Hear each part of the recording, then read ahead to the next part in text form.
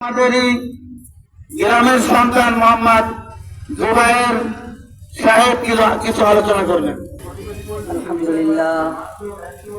আলহামদুলিল্লাহ নাহমাদুহু ওয়া নাস্তাঈনুহু ওয়া নাউযু বিল্লাহি মিন শুরুরি আনফুসিনা ওয়া মিন সাইয়্যাতি আ'মালিনা মান ইয়াহদিহিল্লাহু ফালা মুদিল্লা লাহু ওয়া মান ইউদ্লিলহু ফালা হাদিয়া লাহু ونشهد أن لا إله إلا الله وحده لا شريك له ونشهد أن سيدنا ومولانا محمدا عبده ورسوله أما بعد فأعوذ بالله من الشيطان الرجيم بسم الله الرحمن الرحيم والضحى والليل إذا سجى ما ودعك ربك وما قلى إلى آخر السورة الحمد لله সমস্ত প্রশংসা সেই মহান রব্বুল আলামিনের দরবারে, যেই মহান রব্বুল আলামিন আমাদেরকে সুন্দর সুস্থ রেখে জান্নাতি পরিবেশে বসে দিনের কিছু কথা শোনার এবং বলার তৌফিক দান করতেছেন। এজন্য আমরা সকলেই অন্তরের অন্তরস্থল থেকে কালিমাত শুকর পাঠ করে বলি আলহামদুলিল্লাহ। এরপর আমরা সবাই সেই মানুষগুলোর প্রতি কৃতজ্ঞতা জানাই যে মানুষগুলো এই সুন্দর বাগিচার ব্যবস্থা করেছে। উত্তর চট্টগ্রাম প্রবাসীদের উদ্যোগে এবং আমাদের দেশীয় যুবকদের কারণে যে মাহফিলটি তৈরি হয়েছে, ফুলের বাগানটি, যে জান্নাতের পরিবেশটি কায়েম হয়েছে, এজন্য আমরা সকলেই তাদের কৃতজ্ঞতা স্বরূপ লাল গোলাপের শুভেচ্ছা দিচ্ছি। আমি যে আলোচনাটা করব সেই আলোচনাটার থিম বা বিষয়বস্তু হলো রাসূল সাল্লাল্লাহু আলাইহি ওয়াসাল্লামকে খুশি করাই ছিল আল্লাহ তাআলার কাজ। আমি সংক্ষিপ্ত সময়ে এই বিষয়ে আপনাদেরকে কিঞ্চিত কুরআন এবং হাদিসের আলোকে আলোকপাত করব। মা তৌফিক ইল্লা বিল্লাহ। আল্লাহ রাসূল সাল্লাল্লাহু আলাইহি ওয়াসাল্লাম এই মহামানব, তিনি মক্কাবাসীদের জন্য, শুধু মক্কাবাসী নয়, পুরো গোটা পৃথিবীর জন্য হিদায়াতের আলো নিয়ে এসেছেন।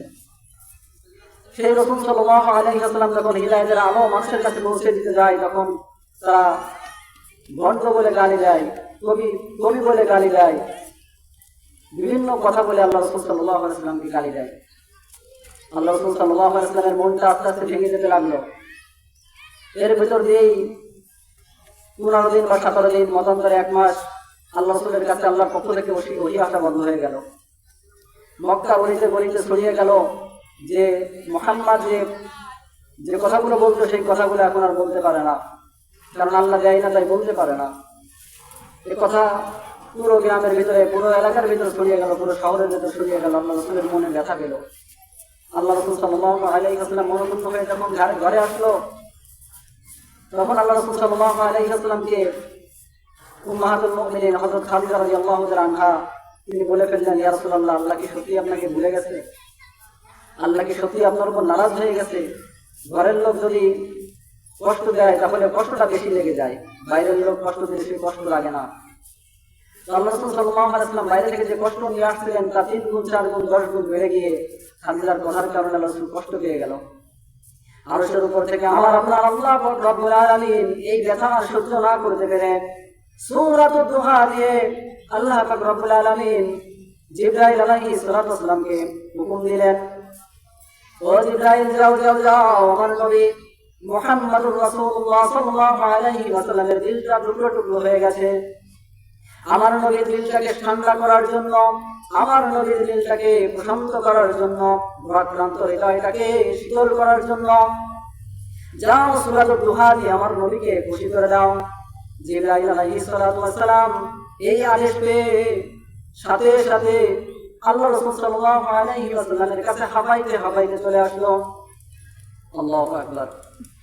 আল্লাহ রাসূল সাল্লাল্লাহু আলাইহি ওয়াসাল্লামের উপরে গোটা কোরআন নাযিল হয়েছে, কিন্তু ওই জিবরাইল কোনোদিন কোনো সময় কোনো ক্ষণে এত দ্রুত আসে নাই যত দ্রুত সূরা দুহার সময় এসে উপস্থিত হয়েছেন। আল্লাহ রাসূল সাল্লাল্লাহু আলাইহি ওয়াসাল্লামকে মেসেজ দিতেছেন আর বলতেছেন, জিবরাইল আল্লাহর পক্ষ থেকে والضحى والليل إذا سجى ما ودعك ربك وما قلى وللآخرة خير لك من الأولى। আপনারা হয়তো খেয়াল করেছেন প্রথমে আমি এই সূরাটা এরকম ভাবে তেলাওয়াত করেছি, এখন কিছুটা তাড়াতাড়ি তেলাওয়াত করেছি। এই তাড়াতাড়ি তেলাওয়াত করার উদ্দেশ্য হলো জিবরাইল এরকম ভাবে তাড়াতাড়ি বলতেছিল আল্লাহু আকবার, যেন আমার নবীর হৃদয়টা তাড়াতাড়ি ঠান্ডা হয়ে যায়। আমার নবী যে ভারাক্রান্ত হৃদয় নিয়ে মন খারাপ করে বসে আছে, এটা যেন নিমিষেই পরিষ্কার হয়ে যায়। আমার নবীর মন যেন ভারাক্রান্ত হৃদয় থেকে শীতল হৃদয়ে পরিবর্তন হয়ে যায়। আমার নবীর মন যেন আল্লাহর প্রেমে উতাল পাতাল খেতে লাগে।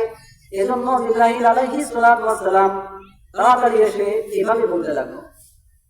এই সূরার ভিতরে কি বলা হচ্ছে, যাতে আমার নবীর মন খুশি হয়ে গেল, আমার নবী সাল্লাল্লাহু আলাইহি ওয়াসাল্লাম আনন্দে উৎফুল্ল হয়ে গেল। আল্লাহ পাক রব্বুল আলামিন এই সূরার প্রথম আয়াতের ভিতরে আমার নবীর চেহারার কসম খাচ্ছে, সুবহানাল্লাহ। আল্লাহ পাক রব্বুল আলামিন বলতেছে, ওয়াদুহা, ও নবী আপনার সুন্দর চেহারার কসম, সুবহানাল্লাহ। কয়েকটা তাফসীরের ভিতরে আছে, ইমাম রাজি রাহমাতুল্লাহি আলাইহি বলেন ওয়াদুহা দ্বারা আলোকে বুঝিয়েছেন, অর্থাৎ সকালের প্রভাতে যে আলো ওঠে উদিত হয় সেই আলোর কসম। কিন্তু আমার সবচেয়ে বড় বেশি ভালো লেগেছে এই ব্যাখ্যাটা, যে ব্যাখ্যাটা আমি কেবল বললাম, সেটা হলো আল্লাহ পাক রব্বুল আলামিন কসম করে বলতেছেন, ওয়াদুহা, ও নবী আপনার সুন্দর চেহারার কসম, আল্লাহু আকবার। ওয়াল্লাইলি ইযা সাজা, ও নবী আপনার কালো দাড়ির কসম, আল্লাহ, ও নবী আপনার কালো চুলের কসম, সুবহানাল্লাহি ওয়া বিহামদিহি। আল্লাহ পাক রব্বুল আলামিন আমার নবীকে খুশি করার জন্য আমার নবীর চেহারার কসম খায়, আল্লাহু আকবার। আমার নবীর কালো চুলের কসম খায়। আমার নবীকে খুশি করার জন্য আল্লাহ পাক রব্বুল আলামিন কি না কি করলো। এরপরে আল্লাহ পাক রব্বুল আলামিন জিবরাইলের মাধ্যমে বলতেছে, ওয়াল্লাইলি ইযা সাজা মা ওয়াদাআকা রাব্বুকা ওয়া মা ক্বালা। আবু লাহাবের স্ত্রী একজন দাজ্জাল মহিলা, এই দাজ্জাল মহিলা সে আল্লাহ রাসূলকে দাআকা ওয়া ক্বালা বলে গালি দিল, নাউযুবিল্লাহি মিন যালিক। আর আল্লাহ পাক রব্বুল আলামিন ওই শব্দকে চয়ন করে আল্লাহ পাক রব্বুল আলামিন তার প্রতিবাদ করে বললেন, মা ওয়াদাআকা রাব্বুকা ওয়া মা ক্বালা, ও নবী আমি আপনাকে ছাড়ি নাই, দাআকা আমি আপনাকে ছাড়ি নাই, ওয়া মা ক্বালা এবং আপনাকে ভুলেও যাই নাই, সুবহানাল্লাহি ওয়া বিহামদিহি। ভুলে গেছি আপনাকে, নাকি আপনি ছেড়ে দিয়েছি? না, আমি আপনাকে ছাড়ি নাই, আমি আপনাকে ভুলে যাই নাই। এটা বলে আল্লাহ পাক রব্বুল আলামিন জিবরাইলের মাধ্যমে নবীকে খুশি করতেছেন। শুধু এতটুকু নয়, ওয়ালাসাউফা ইউতিকা রাব্বুকা ফাতারদা, ইয়া রাসূলুল্লাহ আমি এত পরিমাণ আপনাকে দান করব, আপনি খুশি না হয়ে পারবেন না। ওয়ালাসাউফা ইউতিকা রাব্বুকা ফাতারদা, এত পরিমাণ দিব যে আপনি খুশি হয়েই যাবেন, খুশি না হয়ে পারবেন না। জিবরাইল তাড়াতাড়ি বলতেছিল, যখন এই জায়গায় আসলো, ওয়ালাসাউফা ইউতিকা রাব্বুকা ফাতারদা, এই ফাতারদাতে যখন জিবরাইল এসে থামলো তাড়াতাড়ি বলা অবস্থায়, আমার নবী মুহাম্মদুর রাসূলুল্লাহ সাল্লাল্লাহু আলাইহি ওয়াসাল্লাম জিবরাইলকে থামিয়ে দিয়ে বলল, হে জিবরাইল তুমি এখানে একটু দাঁড়াও, থামো, তুমি এখানে একটু থামো, আমার কথা আছে। জিবরাইল আলাইহিস সালাতু ওয়াস সালাম থেমে গেল আর বলল, ইয়া রাসূলুল্লাহ আপনাকে তো আল্লাহ খুশি করে দেবে, তাহলে আপনি থামাচ্ছেন কেন?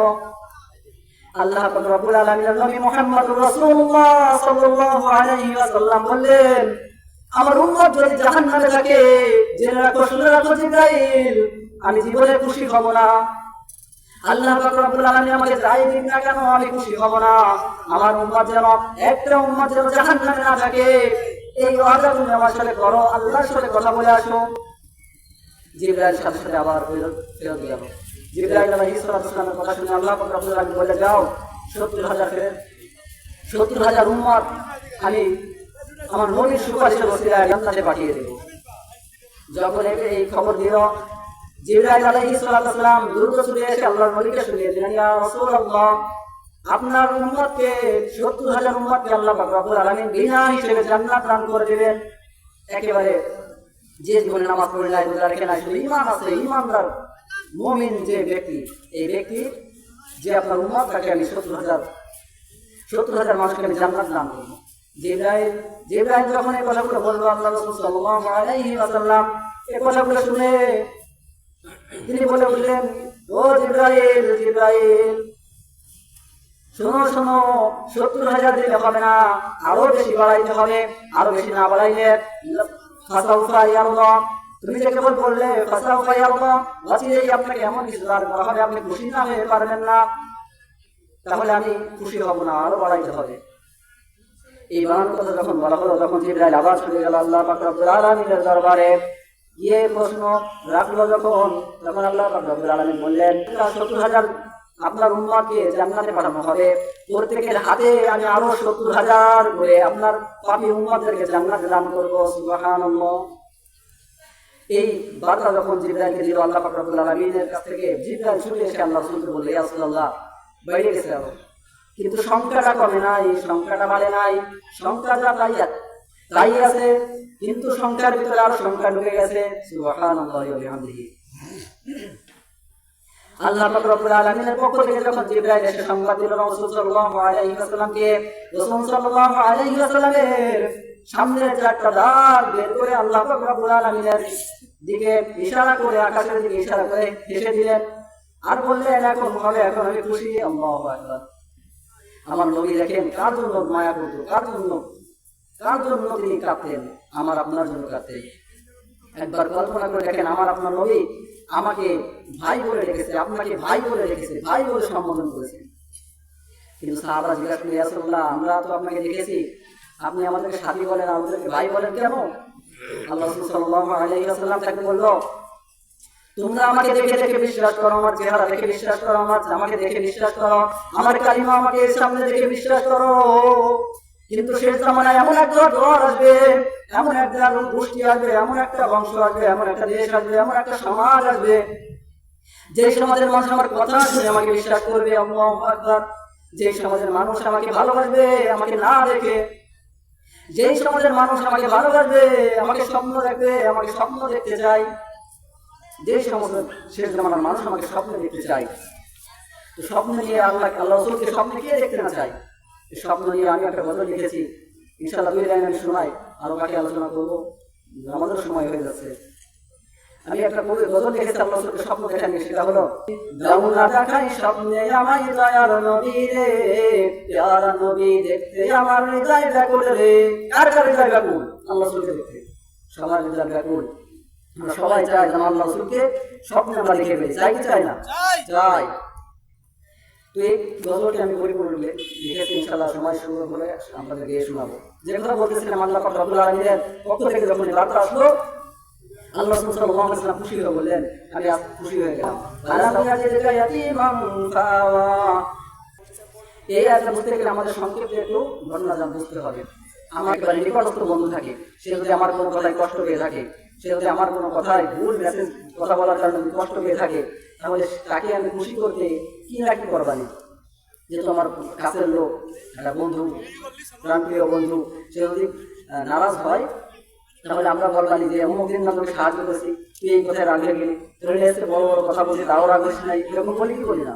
এরকম বলি আমি তাকে বোঝাই যে ভাই, আমি তোমার উপর, তুমি যে আমার কথা শুনে রাগ করেছো, আমি ওই কথা বলতে চাই নাই, এমন বলে আমরা কি করি? তাকে খুশি করার চেষ্টা করি, বন্ধুকে মানানোর চেষ্টা করি।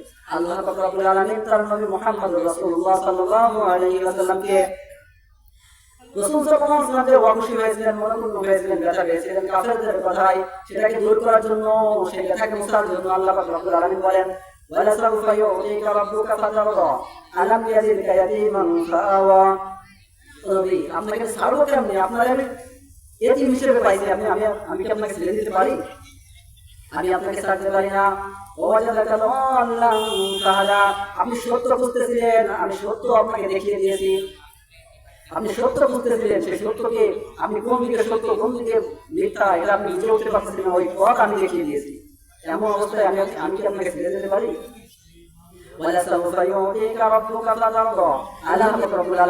আমার নবীকে পদে পদে খুশি করেছেন। আল্লাহ পাক রব্বুল আলামিন প্রথম দিকে বলতেছেন, ওয়ালা সাউফা ইউতিকা রাব্বুকা ফাতারদা। আল্লাহ নবী কষ্ট পেয়েছিলেন দাওয়াত দিতে কষ্ট পেয়ে গেছিলেন, মনের ভিতর ব্যথা ধরেছিল। একের পর এক আল্লাহ পাক রব্বুল আলামিন ব্যথাগুলো মুছে দিতে লাগলেন। কিভাবে মক্কা থেকে নিজ ভূমি থেকে তাকে কাফেররা তাড়িয়ে দিয়েছিল, এজন্য রাতের অন্ধকারে হিজরত করে মদিনায় গিয়েছিল। নিজের মাতৃভূমি ছেড়ে যাওয়া কষ্টের কাজ কি কষ্টের কাজ না বলেন? সবার কষ্ট লাগে। এখান থেকে যদি আমি আপনার বাড়ির ঘরগুলো ভেঙে আগুন জ্বলিয়ে জ্বালিয়ে দিয়ে আপনাদেরকে অন্য জায়গায় পাঠিয়ে দিই, আপনার খারাপ লাগবে কি লাগবে না? লাগবে। তাহলে একবার কল্পনা করে দেখেন, আমার আপনার নবী মুহাম্মদুর রাসূলুল্লাহ সাল্লাল্লাহু আলাইহি ওয়াসাল্লাম মক্কার কাফেররা তাকে থাকতে দেয় নাই, মদিনায় তাড়িয়ে তাকে ছেড়েছে। আল্লাহ পাক রব্বুল আলামিনের ইচ্ছায় তিনি রাতের অন্ধকারে মদিনায় চলে গিয়েছেন। আর কাবার দিকে লক্ষ্য করে বলেন, ও কাবা, আমিও জানি তুমিও জানো, আল্লাহও জানে তোমাকে আমি কত ভালোবাসি, তুমি আমাকে কত ভালোবাসো। তোমাকে আমি ছেড়ে যেতে চাই নাই, কিন্তু তোমার অধিবাসীরা আমাকে এখান থেকে তাড়িয়ে দিচ্ছে। যদি তারা না তাড়াইতো আমি কখনো চাইতাম না তোমাকে ছেড়ে। তাহলে আল্লাহ নবীর মনে কষ্ট আছে কি আছে না? এই কষ্টটা পাওয়ার পর কিছুদিনের ব্যবধানে আল্লাহ পাক রব্বুল আলামিন ওয়াদা করেছিলেন, ওয়ালা সাউফা ইউতিকা রাব্বুকা, হে নবী আমি আপনাকে কি করব? খুশি করব। তো আল্লাহ পাক রব্বুল আলামিন খুশি করা শুরু করলেন। মদিনা যাওয়া হয়ে গেল, তখন আল্লাহ রাসূলের মন খুশি করার জন্য আল্লাহ পাক রব্বুল আলামিন তাকে এই মদিনা বিজয়ের মাধ্যমে দান করে দিলেন, এই মদিনার রাষ্ট্রপ্রধান বানিয়ে দিলেন। এতে কি আল্লাহ রাসূলের মন খুশি হয়েছে কি হয়েছে না? খুশি হয়ে গেছে। এভাবে করে এক একটার পর একটা এক এক করে করে আল্লাহ রাসূলের মনকে খুশি করলো। এরপর কিছু আল্লাহ রাসূল সাল্লাল্লাহু আলাইহি ওয়াসাল্লাম তায়েফে গেছে দাওয়াত দিতে। তায়েফের লোক দাওয়াত গ্রহণ করে নাই, কিন্তু ওইখানে যে আলোচনা হয়েছে, কথা হয়েছিল, জিনরা শুনছে, সুবহানাল্লাহ। জিনরা শুনে পরবর্তীতে জিনরা মুসলমান হয়ে গেছে। এই খবর আল্লাহ পাক রব্বুল আলামিন জিবরাইলের মাধ্যমে নবীর কাছে দিয়েছে, আর নবী এটা শুনে খুশি হয়ে গেছে। এভাবে এক এক করে আল্লাহ পাক রব্বুল আলামিন দুনিয়াতে থাকতে আল্লাহ রাসূলকে প্রত্যেকটা কাজে ক্ষেত্রে আল্লাহ পাক রব্বুল আলামিন তাকে সাহায্য করেছেন, খুশি করেছেন, খুশি করেই ছাড়ছেন। এজন্য আমরা এই সূরা আমার বলার উদ্দেশ্য হলো এই যে এই সূরা বুঝে বুঝে নামাজ যদি আমরা করতে পারি, নামাজ যদি আমরা সুন্দর করতে পারি, নামাজ যদি আমরা অর্থবহ নামাজ আদায় করতে পারি, তাহলে নামাজ আমাদেরকে ফাহিশা কাজ থেকে বিরত রাখবে। আর যারা নামাজ পড়ার পরও ফাহিশা কাজ করে, তারা বুঝতে হবে তারা না, তাদের নামাজ সঠিক হচ্ছে না, ঠিক হচ্ছে না। তো আল্লাহ পাক রব্বুল আলামিন আমাদের সবাইকে সুন্দর সুন্দর করে নামাজ আদায় করার তৌফিক দান করুন, অর্থবহ নামাজ পড়ার তৌফিক দান করুন। ওয়া আখিরু দাওয়ানা আনিল হামদুলিল্লাহি রাব্বিল আলামিন। আলহামদুলিল্লাহ।